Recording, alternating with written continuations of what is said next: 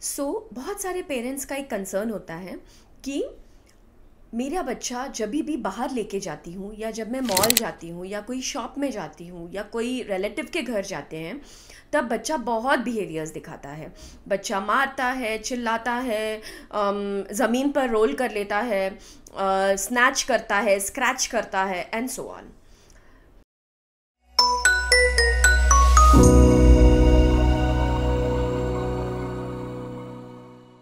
अब सबसे पहली चीज़ जो पेरेंट्स ने याद रखनी है या समझ लेना है, कोई भी बच्चा ये सारे बिहेवियर्स सिर्फ बाहर नहीं दिखाएगा। पब्लिक बिहेवियर्स तभी होते हैं जब बच्चा घर पे भी बिहेवियर्स दिखाता है। Unless we train the child और reduce the behaviours at home, the behaviours cannot be reduced in public. सबसे पहले तो ये समझ लो कि आपका बच्चा क्यों बिहेवियर्स दिखाता है। बच्चे यूजुअली 3 कारण के वजह से बिहेवियर्स दिखाते हैं या 3 रीजन से बिहेवियर्स दिखाते हैं। सबसे पहला, मुझे कोई चीज़ चाहिए है। दैट मीन्स मुझे चॉकलेट चाहिए है, मुझे टॉय चाहिए है, या मुझे कोई भी चीज़ चाहिए है जो मुझे दिख रही है, अवेलेबल है जब मैं बाहर जा रहा हूँ। सेकेंड, बच्चे को अटेंशन चाहिए है। मतलब मम्मा पापा अपने में बातें कर रहे हैं, मुझे ध्यान नहीं दे रहे हैं, अपना अपना चल रहे हैं, तो मैं कुछ तो बिहेवियर दिखाता हूँ ताकि मम्मा पापा मेरे पास अटेंशन दें। तीसरा, कि मुझे कहीं से बाहर निकलना है या मुझे कहीं से एस्केप करना है या मुझे कोई चीज़ अवॉइड करनी है। बहुत बारी जब हम सोशल जगहों पे जाते हैं, जैसे मॉल हो गया या फिर सोशल फंक्शन हो गया, रिलेटिव के घर हो गया, ये इन्वायरमेंट वो बच्चे को पसंद नहीं आते हैं। मतलब क्राउडेड एनवायरनमेंट, न्यू लोग जहाँ पे हैं या फिर अननोन पीपल जहाँ पे है, वो एनवायरनमेंट्स मुझे पसंद नहीं आते हैं। मुझे वो एनवायरनमेंट से बाहर जाना है, इसीलिए मैं वहाँ पे टैंट्रम्स दिखाता हूँ या मैं वहाँ पे गुस्सा दिखाता हूँ। यूजुअली ये 3 रीजंस की वजह से ही बच्चे बिहेवियर्स दिखाते हैं।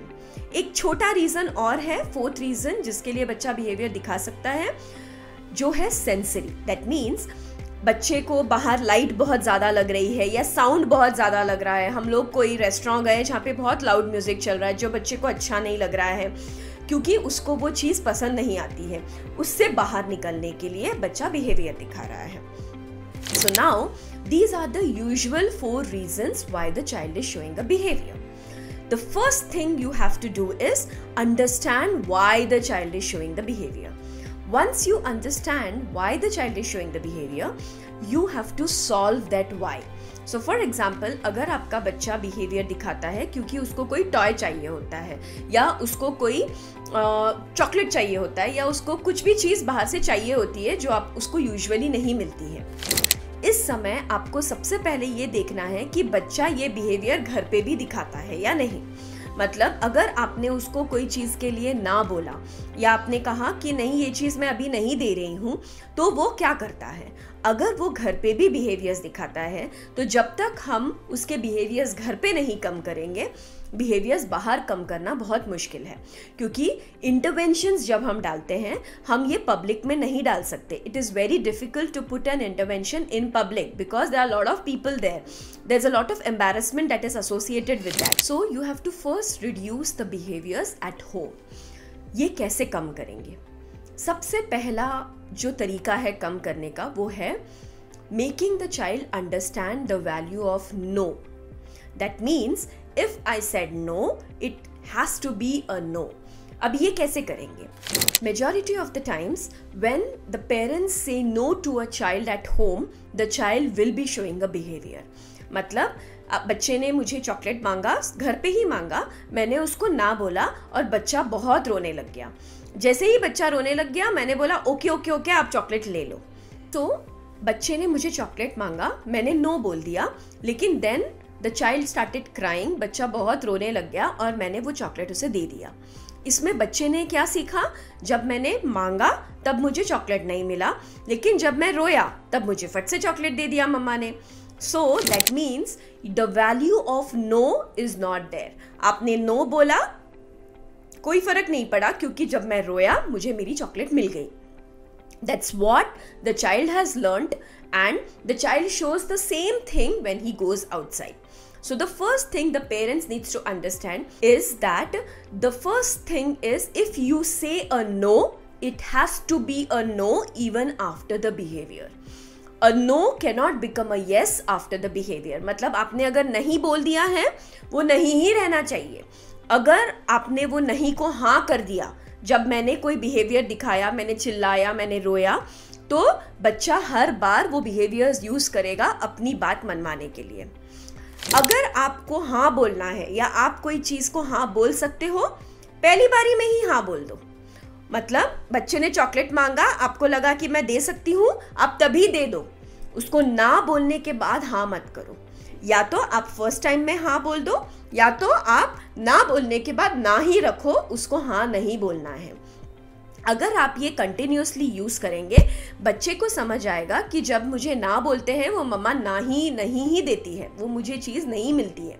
अपने आप उसके बिहेवियर्स कम होने लग जाएंगे. सेकेंड, अगर समझो आपका बच्चा नहीं बोलने के बाद बहुत सारे बिहेवियर्स में चला जाता है, पहले ही नहीं बोलने के बाद एक ऑल्टरनेट दे दो. मतलब बच्चे ने चॉकलेट मांगा, आपने बोला नहीं मैं अभी नहीं दे सकती हूँ, लेकिन चलो हम लोग ये खेलते हैं. मतलब बच्चा रोने के पहले ही मैंने उसको डाइवर्ट कर दिया. इससे बच्चा क्या सीखता है, मैंने ना को सुना इसलिए मम्मा ने मुझे कुछ और अच्छी चीज़ दे दी. वही चीज़ अगर आपने ना बोला और बच्चा रोया और रोने के बाद में आपने उसको एक ऑल्टरनेट दिया. मतलब बच्चे ने चॉकलेट मांगा, मैंने बोला नहीं मैं नहीं दूंगी, बच्चा रोने लग गया. रोना जब शुरू हो गया तब मैंने बोला अच्छा चलो आप थोड़ी देर के लिए मोबाइल देख लो. इसका मतलब है मैं रोया इसलिए मुझे मोबाइल मिला, मैं सुना इसलिए मुझे मोबाइल नहीं मिला, मैंने रोया इसलिए मुझे मोबाइल मिला. यही चीज अगर आप पहले करोगे कि बच्चा अभी चॉकलेट नहीं बट आप 5 मिनट्स के लिए मोबाइल देख सकते हो, so that means you are diverting the child prior to the behaviour. रोने के पहले ही मैंने डाइवर्ट कर दिया. दैट शोज दैट बच्चे ने सुना इसलिए मैंने डाइवर्ट कर दिया. इससे बच्चे को समझ आएगा रोने से मुझे नहीं मिलता है, चिल्लाने से मुझे नहीं मिलता है, लेकिन सुनने से मुझे मिलता है. और दूसरा, नो मतलब नो ही होता है. नो के बाद मुझे वो चीज़ वापस नहीं मिलती है. जब उसके बिहेवियर्स घर पे कम होने लगेंगे, अपने आप वो बिहेवियर्स बाहर भी कम होने लगेंगे. सेकेंड, अगर बच्चा बिहेवियर्स दिखा रहा है कहीं से बाहर निकलने के लिए या कोई जगह से एस्केप करने के लिए, जैसे मैं उसको होटल लेके गई हूँ, होटल में आवाज़ बहुत ज़्यादा है और मुझे वो आवाज़ पसंद नहीं आता है इसलिए मैं रोता हूँ बाहर जाने के लिए. सबसे पहला चीज़ होगा उसको वो आवाज़ से डिसेंसिटाइज करना. मतलब उसको घर पे थोड़ा थोड़ा आवाज़ सुनाते रहना ताकि वो उसको यूज टू हो जाए. पहले थोड़ा सुनाओ, फिर थोड़ा ज़्यादा सुनाओ, फिर थोड़ा और ज़्यादा सुनाओ. पहले कम वॉल्यूम में रखो, फिर थोड़ा वॉल्यूम बढ़ाओ, फिर थोड़ा और वॉल्यूम बढ़ाओ. जब हम ये कंटिन्यूसली करते रहेंगे, बच्चा उससे डिसेंसिटाइज हो जाएगा. डिसेंसिटाइज हो गया, अपने आप जब उसको आप एनवायरनमेंट में लेके जाओगे जहाँ पे ज़्यादा नॉइज़ है, ज़्यादा आवाज़ है, उसको कोई फ़र्क नहीं पड़ेगा क्योंकि आपने ऑलरेडी उसको डिसेंसिटाइज किया है. दूसरा बहुत इंपॉर्टेंट स्टेप है उसको सिखाना, instead of showing a behaviour, tell that I want to go out या मुझे यहाँ नहीं रहना है. अगर आपने उसको ये बोलना सिखाया या उसको नॉन वर्बली भी बोलना सिखाया, जैसे मुझे नहीं जाना है या फिर नो, ऐसा भी अगर बोलना सिखाया, तो एटलीस्ट जो प्रॉब्लम बिहेवियर है वो ना बोलने में कन्वर्ट हो जाती है. मतलब बच्चा रोएगा, चिल्लाएगा, रोल नहीं करेगा बट ना बोलेगा. अगर उसने ना बोल दिया, आप उसको वहाँ नहीं लेके जा रहे हो, सो उसको समझ आएगा कि ना बोलने से मुझे नहीं लेके जाते हैं, मुझे रोने चिल्लाने की या रोल होने की ज़रूरत नहीं है. Always remember, if you want to stop a behavior in public, you have to first intervene at home. अगर कोई बच्चा घर पे बिहेवियर्स दिखा रहा है, उसको पहले वहाँ कम करना पड़ेगा, तब जाके बाहर अपने आप कम हो सकता है. बाहर इंटरवेंशन डालना मत शुरू करिए क्योंकि बाहर इंटरवेंशन नहीं डाला जा सकता. It's difficult because it's not a controlled environment. घर का एनवायरनमेंट कंट्रोल्ड है, आजू बाजू में कोई लोग नहीं है आपको जज करने के लिए, आपको बोलने के लिए कि ये करो वो करो या वो मत करो. आप घर पे इंटरवेंशंस डाल सकते हो. घर पे जब इंटरवेंशंस काम कर लेते हैं, अपने आप बच्चा बाहर भी चेंज होने लगता है. So always remember parents, try following the interventions at home and then replicate it in the public or outside.